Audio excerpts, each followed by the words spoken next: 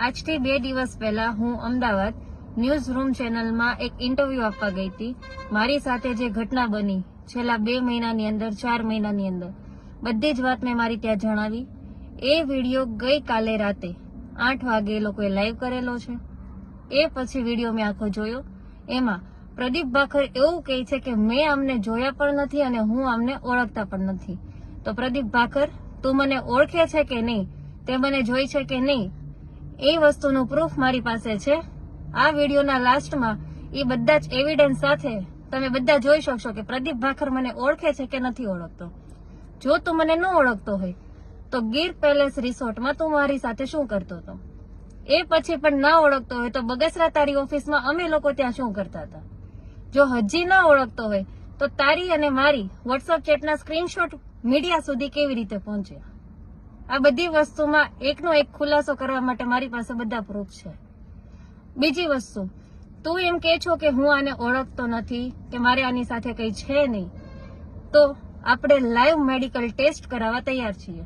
હું મારા medical test કરાવવા તૈયાર છું. તું પણ આવી જા તારા મેડિકલ ટેસ્ટ કરાવવા. ખબર પડી જશે કે તું મને ઓળખે છે કે નથી ઓળખતો.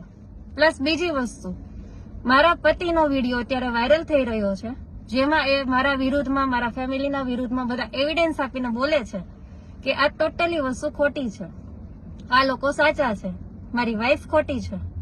તો એ વિડીયો બાબતે બી મારી પાસે પ્રૂફ છે કે તમે લોકોએ કેવી રીતના એની પાસેથી પ્રેશર કરીને વિડીયો બનાવેલો છે. જો એમાં બી મને ડાઉટ લાગશે, એમાં બી મને એમ લાગશે કે મારો ઘરવાળો એ તમારા લોકોની સાથે છે, એણે આ બધું જાણી જોઈને કરેલું છે, તો ટોટલી એક્શન એની ઉપર પણ હું લઈશ. કાયદેસર પગલા જે થતા હશે એમાં મારા ઘરવાળાનું નામ પણ આવશે.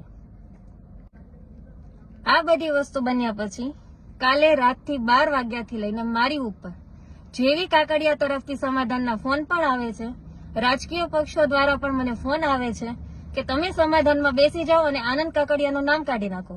ભાખર સાથે તમારે જે કરવું હોય એ કરો.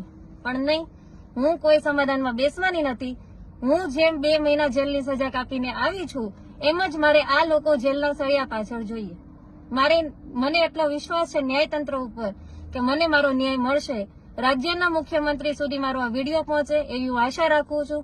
અને મારે જરૂર પડશે તો હું સીબીઆઈની મદદ પણ આમાં લઈશ. પોલીસ સ્ટેશનમાં પણ હું આ એફઆઈઆર મારી મૂકવાની છું. જો ત્યાંથી પણ મને સપોર્ટ નહીં મળે તો હું કોર્ટના દરવાજા ખખડાવીશ. હું એટલા બધાને એક જ વિનંતી કરું છું મીડિયા દ્વારા કે મને આ વસ્તુમાં ન્યાય અપાવો, આના કાયદેસર પગલાં લ્યો, સાબિતી સાથે બધા સામે આવો. જો હું સાચી હોઉં તો મને ન્યાય મળવો જોઈએ, પ્રદીપ ભાખર સાચો હોય તો પ્રદીપ ભાખરને ન્યાય મળવો જોઈએ. અને બીજી વસ્તુ, પ્રદીપ ભાખરે મારી જેવી ઘણી છોકરીઓના આવી રીતના શોષણ કરેલા છે, પણ એ બધી છોકરીઓ સમાજના ડરે બહાર નથી આવેલી. હું પોલીસને રિક્વેસ્ટ કરું છું કે આમાં ઊંડી તપાસ કરો.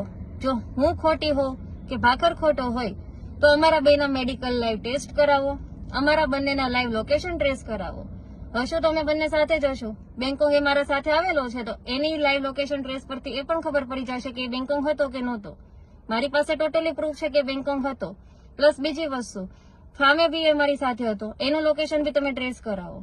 પ્રદીપ ભાખર, તારા કયા કયા ગોરખ ધંધા છે, તો હું ધંધા કરે છે, હું ધંધા કરાવે છે, એ ટોટલી એવિડન્સ, બધા પ્રૂફ મારી પાસે છે. અને એ બધા પ્રૂફ લઈને હું પોલીસ સ્ટેશનમાં એફઆઈઆર કરવા જવાની છું. નેક્સ્ટ વીક તૈયાર રહેજે બધી વાતના જવાબ આપવા માટે. જો તને એમ હોય કે રાજકીય દબાણ આપીને તું આ કેસ પાછો લેવડાવી લઈશ તો એ પોસિબલ નથી. હું આ વસ્તુમાંથી પાછળ નથી હટવાની, કેમ કે મેં જે 2 મહિના જેલમાં કાઢ્યા છે તારા ભૂલને લીધેથી, તમારા બધાની ભૂલની લીધેથી. પ્લસ વાત રહી મારા હસબન્ડની, એની પાસે તમે વિડીયો ઉતાર્યો તો મને એક વસ્તુ એ સમજમાં નથી આવતી કે જે દિવસે મારી કોર્ટની તારીખ હતી એ તારીખે એ મારી સાથે નો આવ્યો અને હું જયારે અમદાવાદથી નીકળી ત્યારે એ અમદાવાદ આવ્યો. એ અમદાવાદ આવ્યા પછી આ બધા વિડીયો બન્યા અને એ રાતોરાત દુબઈની ફ્લાઇટમાં જતો રહ્યો. અને જયારે વિડીયો બનાવ્યો ત્યારે એ ઓચિંતાનો દુબઈ કેમ જતો રહ્યો? તો એનો મતલબ તો એવું જ થયો ને કે આનંદ કાકડિયા અને પ્રદીપ ભાખર તમે બંને ભેગા થઈને એની પાસે આ વિડીયો બનાવ્યો અને એની સેફટી માટે તમે એને દુબઈ મોકલી દીધો. જો ઈ સાચો હોય અને તમે બધા સાચા હોય તો એને દુબઈથી અહીંયા પાછો લાવો અને મીડિયા સામે રજૂ કરો કે હું જે બોલ્યો છું એ સાચું બોલ્યો છું, આમાં કોઈનો હાથ નથી. કેમ કે મારી પાસે તો પ્રૂફ છે જ તે કે આ વિડીયો ફોર્સફુલી બનાવવામાં આવ્યો છે. એટલે બધા ધ્યાન રાખજો. હું આ કેસ પાછો લેવાની નથી, હું હાર માનવાની નથી. અને મારા હસબન્ડના વિડીયોમાં તમે ધ્યાનથી જોજો, તમને બધાને આઈડિયા આવી જશે કે ઈ એક સ્ક્રિપ્ટેડ વિડીયો છે. સ્ક્રિપ્ટ બનાવીને એની પાસે બોલાવેલું છે. બીજી વસ્તુ કે એમાં કટકા પાડીને એંગલ બી ચેન્જ થાય છે.